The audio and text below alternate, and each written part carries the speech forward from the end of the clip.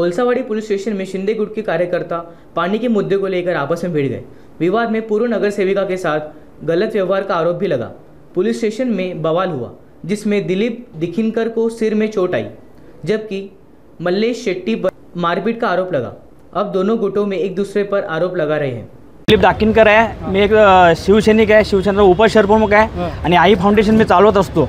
वारंवार हा मल्लेश शेट्टी आम्हाला आमच्या कार्यकर्त्यांना दादागिरी करणं, मारून टाकण्याची धमकी देणं हा त्याचा प्रकार चाललेला असतो आणि गेल्या 5 ते 7 वर्षापूर्वी तुमच्या समोरच गोष्ट ह्याच कोळसेवाडी पोलीस स्टेशनमध्ये त्यांनी संदीप शिंदे या नावाच्या व्यक्तीला पण इथंच मारला होता, असंच फोडला। आणि हा त्याची दहशत करण्याची वृत्ती, त्याला दहशत करायचं, पुन्हा एकदा कल्याण डोंबिवली त्याचं नाव करायचं, पण ते मी करून देणार नाही। मला न्याय भेटला पाहिजे, ना तर मी इथे जीव सोडेन, ना तर मी इथे आत्महत्या करेन। इथे पोलीस चौकी साहेबांच्या समोर मारला त्यांनी, पोलिसांसमोर। हो, CCTV समोर आहे। एका त्याच्या हातात काय हत्यार। वाद असा आहे की शास्त्रीनगरमध्ये गेल्या 8-15 दिवस झाला पाणी येत नाही। माझं पण शिंदे साहेबांशी बोलणं वगैरे चालूच होतं।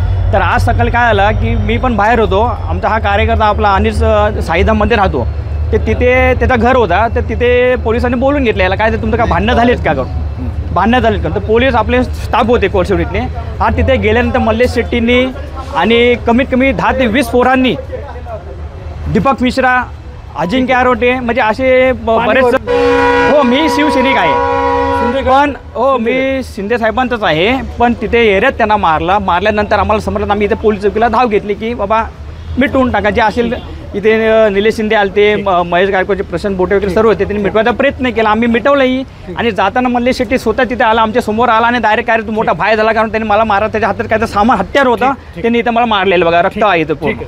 आणि ही त्याची कल्याण डोंबिवली पुन्हा एकदा दहशत करायची आणि पैसे वसूल करायचे हा त्याचा डाव आहे। सर्वात प्रथम त्यांच्या कार्यकर्त्यांनी माझी बहिणी ती जी आहे नगरसेविका राजवंती मोडवी, तिच्यावर तिने चाटण्याची भाषा केली, विनाभंग्याचं केस झालेलं आहे, तर पोलीस स्टेशनने अजून नोंद करून घेतलेलं नाही। त्या रागाचं भरत त्यांनी सर्व गँग घेऊन आलं ते इथं मारासाठी पोलीस स्टेशनचं। त्यात आम्ही त्याला काय मारलं बिरलं नाही, खोटं केस करतात, स्वतः हे करून स्वतः जखमी करून ते केस करण्याचा प्रयत्न करतात। विनंती केलं PIने का हे करू नका, 356 ते केस दाखल करू नका।